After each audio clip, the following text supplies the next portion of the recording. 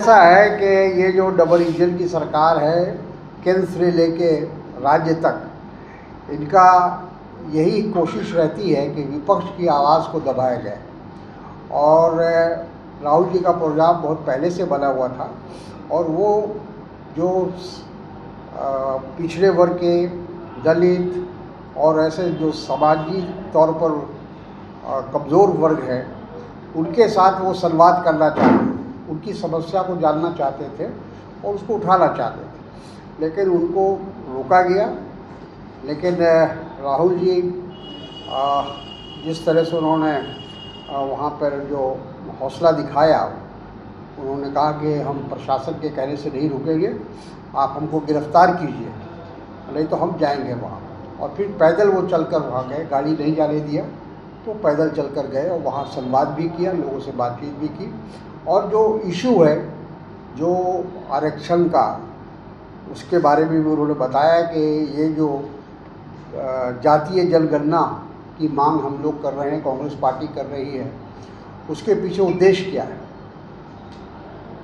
और उद्देश्य बहुत स्पष्ट है कि जो आज़ादी के बाद एक बार भी जातीय जनगणना नहीं हुआ हमारे देश में, एक बार जातीय जनगणना होना चाहिए। उससे अंदाज़ा लगेगा कि जो योजनाएं, जो कार्यक्रम सरकार चला रही है, वो उस समाज के उस वर्ग तक पहुंच रही है नहीं पहुंच रही है, इसका अंदाज़ा उसी सर्वे के द्वारा या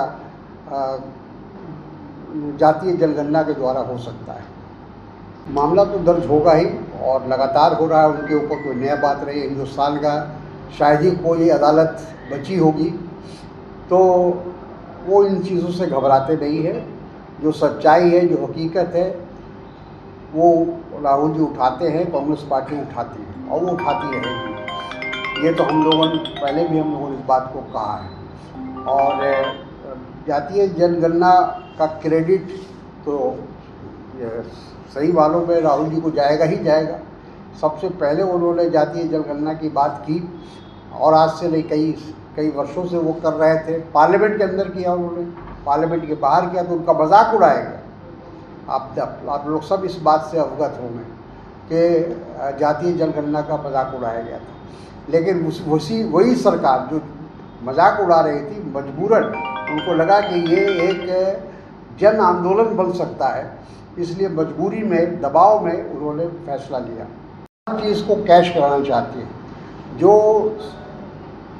जिसका श्रेय हमारी सेना को जाना चाहिए, उसका भी श्रेय हमारे प्रधानमंत्री लेना चाहते हैं। पिछली बार भी 2019 में भी उन्होंने यही काम किया और अभी भी यही कर रहे हैं। तो हर चीज़ को एक राजनीतिक कलर देने का काम, उसको राजनीतिक रंग देने का काम हमारे मोदी जी करते हैं और भारतीय जनता पार्टी करती है।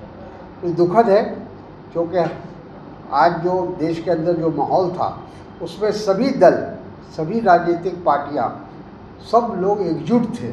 पहली बार ऐसा महसूस किया देश में लोगों ने कि इतने बड़े पैमाने पर सब लोग एकजुट होकर देश के साथ खड़े रहे। और हम लोग का मानना है कि जब देश पर कोई संकट आता है तो उस समय राजनीति से ऊपर उठना चाहिए।